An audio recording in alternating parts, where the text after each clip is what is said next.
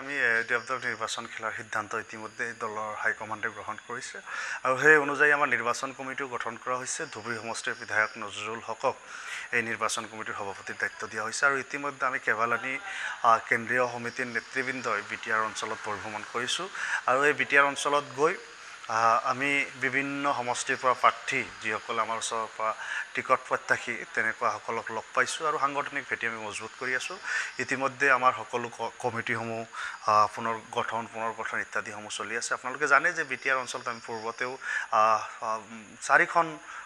চাৰিটাকৈ আসনত আমি জয়লাভ কৰিছোঁ আৰু 2-4টাত সন্মানজনক স্থিতিটো আছিলোঁ আৰু আমি সেই হিচাপে থাৰ্ড লাৰ্জেষ্ট পাৰ্টি আছিলোঁ সেইবেলি।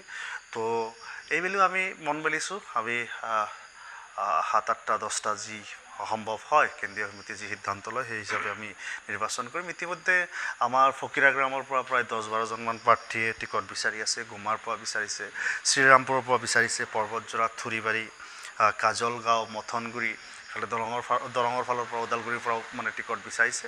গতিকে আমি এইবাৰ যুঁজখন বহুত শক্তিশালী হ'ব আৰু আমি AIUDF দলে যিহেতু 26ৰ নিৰ্বাচন আহি আছে সেই সম্পৰ্কে যিহেতু কোকৰাঝাৰ জিলাত 2টাকৈ চিট আমি টাৰ্গেট কৰি লৈছোঁ, যেনেকুৱাকৈ পৰ্বতজোৰা আৰু বাওসুংৰি এই 2টা সমষ্টিত আমি বিধানসভা নিৰ্বাচন কৰিম সেই হিচাপে সাংগঠনিক ভেটি কৰি আছোঁ। একেটা সময়তে এইপিনে মানাহ সমষ্টিটো আছে, মানাহ সমষ্টিটো আমি সাংগঠনিক ভেটি মজবুত কৰি আছোঁ। সেই হিচাপে আমি মানাহ সমষ্টিৰ অন্তৰ্গত মথনগুৰি সমষ্টিটো বা শালবাৰী সমষ্টি আছে।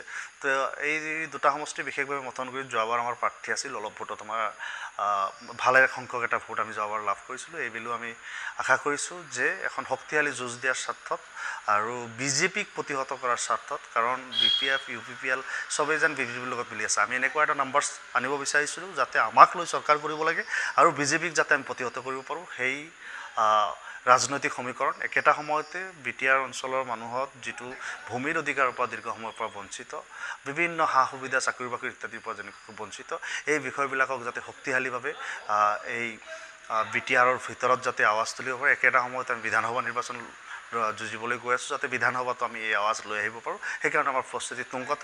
আশা কৰিছোঁ আমি ভাল ফলাফল পাম। আমি কেইখন আসন পাম সময়ত আপোনালোকক জনোৱা যাব।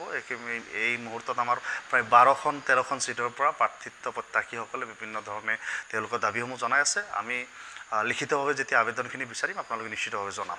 ভাল ভাইট দিছোঁ, আমাৰ সাংগঠনিক ভেটি আছে মথনগুৰিত। আমি মথনগুৰিত আশা কৰিছোঁ যে এইবাৰ ভাল হ'ব।